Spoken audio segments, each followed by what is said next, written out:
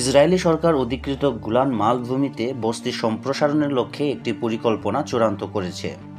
ইসরায়েলের প্রধানমন্ত্রী Benjamin Netanyahu বলেছেন যে সিরিয়ার সাথে ইসরায়েলের সীমান্তে একটি নতুন ফ্রন্ট উত্থানের কারণে এই পদক্ষেপটি অপরিহার্য।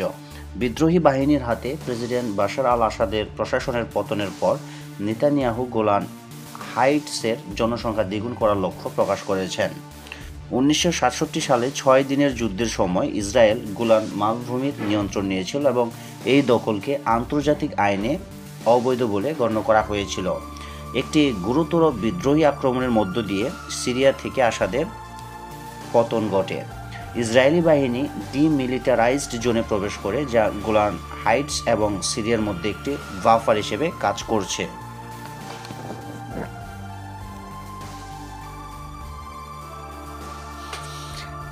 ইসরায়েলি কর্মকর্তারা দাবি করেছেন, বাফার জোনে তাদের প্রবেশের ন্যায্যতা প্রমাণ করে যে সিরিয়ার সাথে 1974 সালের চুক্তি, যা সিরিয়ার সরকারকে এলাকার নিয়ন্ত্রণ দিয়েছিল, বিদ্রোহী গোষ্ঠীগুলির কর্তৃত্ব হারানোর কারণে বাতিল হয়ে গেছে।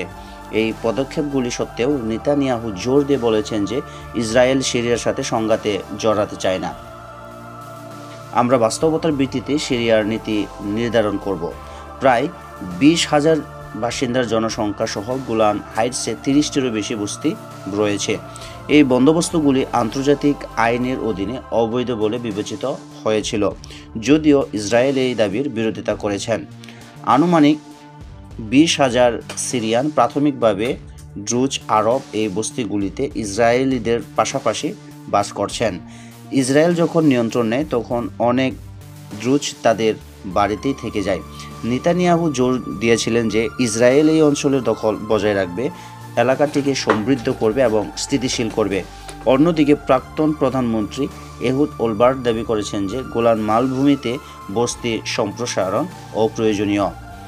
ওলমার্ট বিবিসিকে আরও বলেছেন, প্রধানমন্ত্রী নেতানিয়াহু বলেছেন যে আমরা সিরিয়ার সাথে সংঘাতে জড়াতে চাই না।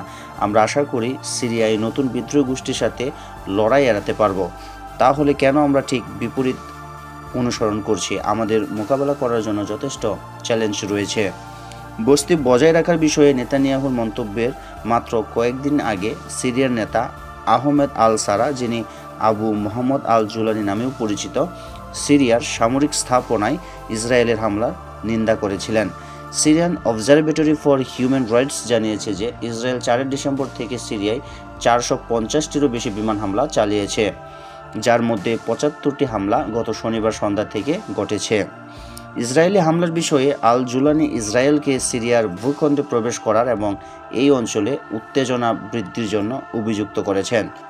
তবুও তিনি জোর দিয়েছিলেন যে সিরিয়া তার প্রতিবেশী কোনো দেশের সাথে সংঘাত চায় না।